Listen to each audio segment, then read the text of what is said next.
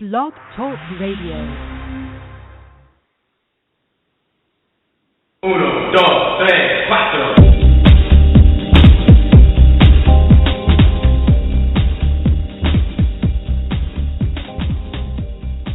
Hey everybody, it's your girl Cy Brown and welcome to today's show. I hope everybody is following me online on social media. Today is, I just drew a blank, Thursday, July 2nd. We are in day 4 of our 5-day clean eating challenge. So big ups to everybody on the challenge with me. We are almost there. We only have one more day to go, so I'm super excited. I'm down 2.4 pounds. I think I need a bell in the studio. Can somebody send me a bell? One of those little ding, ding, ding, like, you know, when you go to a hotel and there's like a little ring or something on the desk. I'm down 2.4 pounds. Listen, this whole 5-day clean eating challenge, well, losing weight is a benefit, but this isn't a weight loss challenge. This is a clean eating challenge, meaning we are going to get rid of the crap that we usually eat and try to eat clean or cleaner. So that's lean meats, nothing fried. You know, if you've been listening to the show, I shared with you that I've just come off of a pretty much 2-week road trip to New Orleans and back. And while I was there, everything is fried, then fried again, then put gravy on it, and they fry it again, and they slather some butter on it, and then bake it. Now, the food is delicious, but I tell you, it is I love New Orleans. I love y'all down in the 504, but it is definitely not the healthiest food to eat. And what made it even more challenging, which is why I participated in this clean eating challenge, is that there's not even like a salad bar. You know, here in New York, we can just walk anywhere and go to a salad bar. They'll mix you up a salad and you can eat it on the run. The only place I was able to find to get a salad on the run was Chick-fil-A, which I think we only have one in the city down by NYU. And there might be one, I think, on 34th Street. Or Wendy's. Other than that, there's really not like a salad. And Ruby Tuesdays. I did eat at Ruby Tuesdays twice. But there's really no salad bar-esque type of place that you can go. So anyway, I digress. Today's show, we're talking about muscle spasms. I was having a conversation with a friend of mine, and you know how that goes. It's like a doctor when you're, well, doctor, what about this? Or you're in the presence of a lawyer, and you're like, well, I have this cousin who. So I always get, asked questions about health and fitness stuff, and you know what? I love it. Some personal trainers feel some kind of way. I say bring it on, because if there's something that I don't know or something that I'm not totally sure about, what does it do? Man, that puts me back on my game. I have to learn a little bit more about that particular topic so I can have an answer the next time somebody asks me something. So today I wanted to talk about muscle spasms. I have experienced, it's like a Charlie horse. Well, they call it a Charlie horse.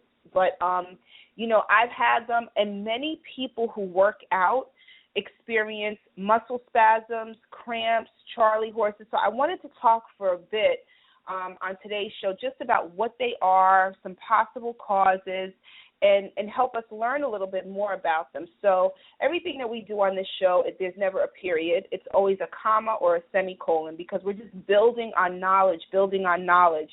So I just wanted to kind of talk about muscle spasms and cramps.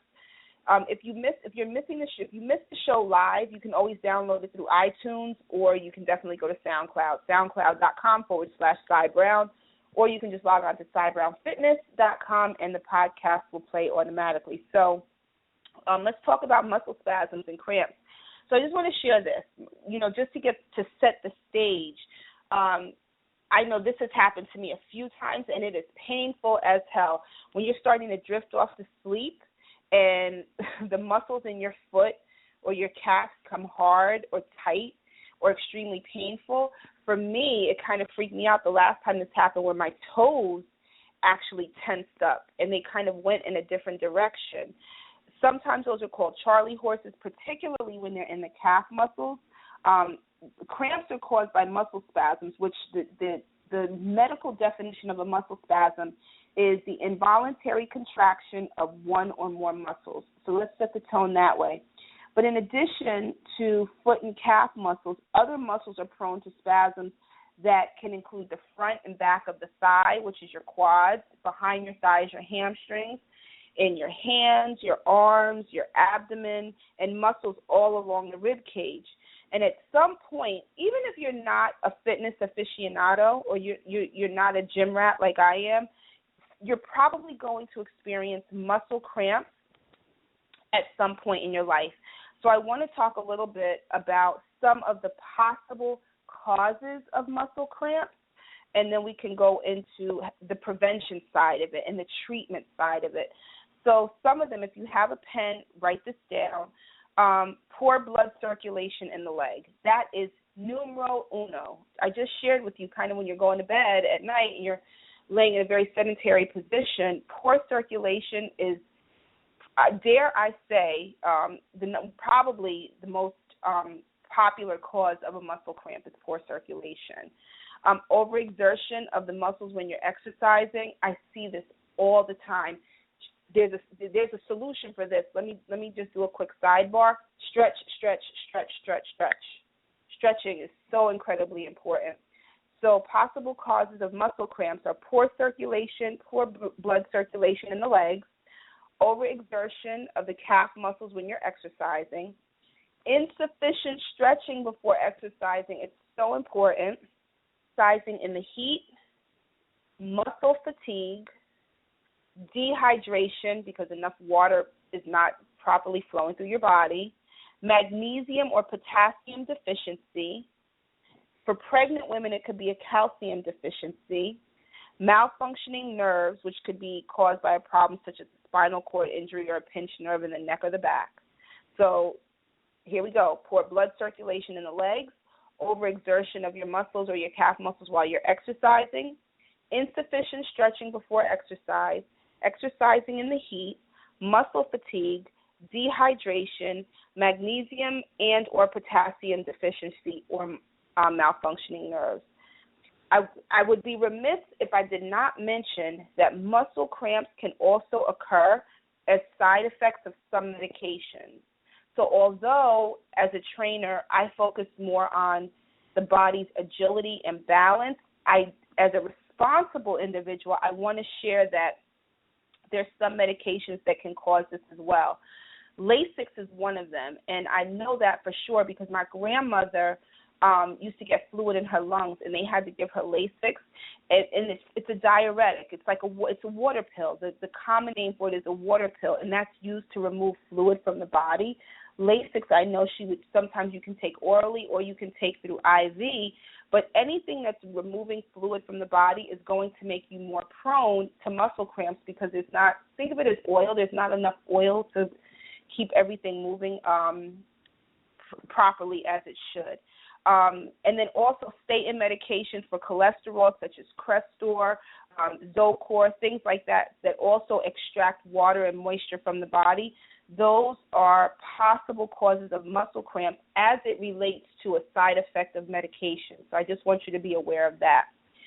Treatment for muscle spasm. Well, the first thing you can do is hydration. Hydration, hydration, hydration. Because as we work out and as we exercise, your body is perspiring and you're losing moisture. So hydration is a very good preventative measure to prevent muscle spasms. But once a muscle spasm actually occurs, there's several things that you can do to help ease them, such as massaging, deep tissue massage. You can massage the area that's giving you some concern. If it's your back, you may want to go for a massage or have somebody near you use their thumbs and their fingers to really get into those tissues to break up the tension. Stretching, icing the muscle, warming the muscle. And a really tried and true treatment of a muscle spasm is taking a bath with Epsom salt. This generation, my generation, this Gen X, millennials, we're very dismissive of, what we would probably call like old-fashioned remedies. But good old Epsom salt, you can probably get a big box of it for less than $4 in any Rite Aid, Walgreens, or any drugstore, that's something that you should actually just keep in your house just to have. So taking a warm bath with Epsom salt definitely works. More specifically for the athletes that listen to the show, or for student athletes, like I work with a lot of student athletes, for a Charlie horse in the calf or a cramp in the back of the thigh, those are our largest muscles in our body. Our butt, our quads, which is your thigh, and your hamstrings, which is the back side of your thigh. Those are your biggest muscle. When you get muscles there, try putting your weight on the affected leg and bending your knees slightly. Or you can sit down or lie down with your legs straight out and pull the top of your foot towards your head. So you're flexing your foot to gently massage and stretch those muscles.